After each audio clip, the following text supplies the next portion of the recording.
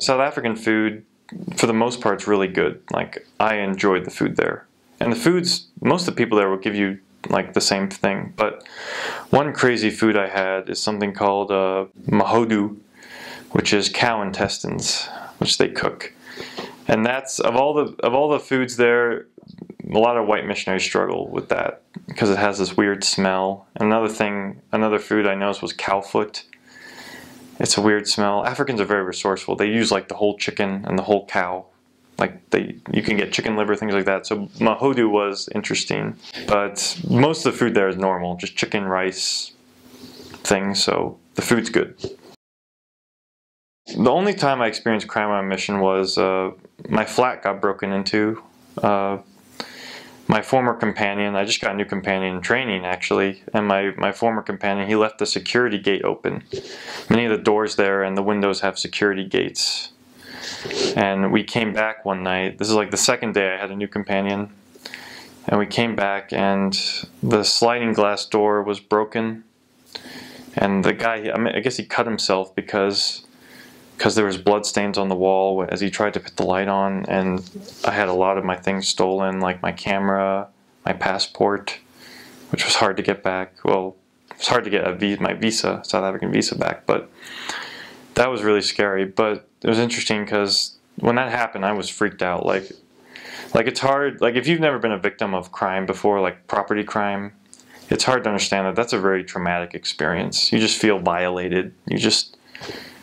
obviously, most South Africans who've had their houses broken into, which is a lot, they'll tell you that like the best part about it is like not being there. Like if your house gets broken into, yeah, that sucks, but if you're not there when it happens, that's good. So luckily we weren't there when it happens, because that can lead to worse things. But that was really scary. But like I calmed down and I talked to my mission president. I was able to get through this, but that was just traumatic. It was scary, like when it happened. But just remember that crime, while it's an issue there, just if you take certain precautions, you'll be fine. And most missionaries, like getting mugged is a very uncommon thing, I should say.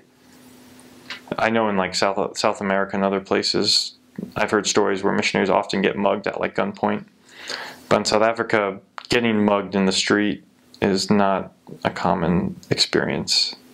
At least for me. So that's something I never worried about. But property crime is a big deal, so just know that. The thing I love most about Africa is there's a lot of golden investigators there.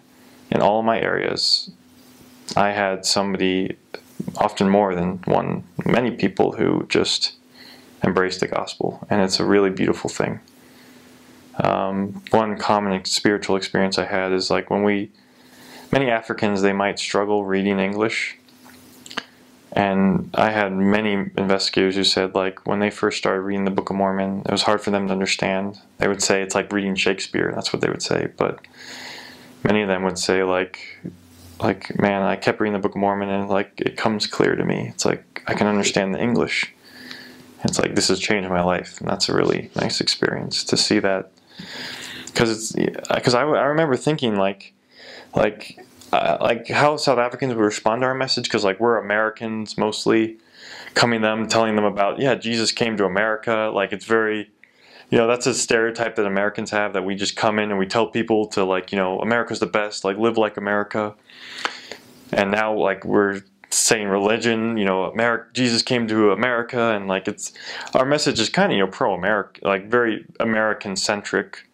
Joseph Smith was an American, the leaders of the church are mostly American, so it's like, but that's the thing, is that the gospel's true, and they read the Book of Mormon and they're touched by it and they feel the Spirit. So that's a big part, just remember that.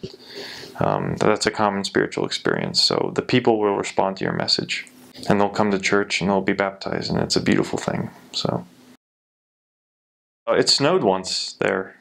It was in the middle of August, which is the winter season there, in the middle of a zone conference, and it snowed outside for like a few minutes. And all the missionaries, we went out in the middle of the zone conference, and we were like, it was crazy. We were all like dancing in the snow. A lot of the Africans were going like, what is happening? Because many of the Africans have never seen snow before. Remember that. Especially from like Kenya, they've never seen snow. It doesn't snow there. It barely snows in South Africa. So that was like a really just crazy experience. That was cool. I got pictures, but most of the weather there is great. During the summer months, it does rain a lot. You know, the wet season, the rainy season. But most of the weather there is just, you know, just nice and warm. The nice thing about the Johannesburg mission is that there's a lot of cars, and that's like South Africa is like the best of both worlds. You have to realize this, that many of the missions in Africa and like Zimbabwe and Zambia, like the missionaries there, like I heard stories, like they live really raw experiences. Like they have to walk or ride a bike most places.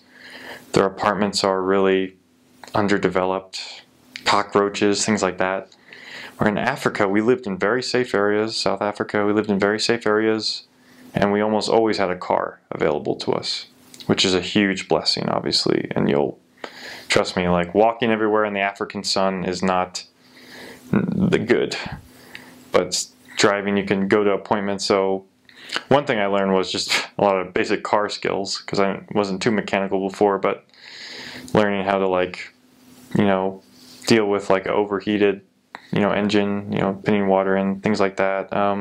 I learned cooking skills. I tried to learn how to cook African foods, but that wasn't so successful.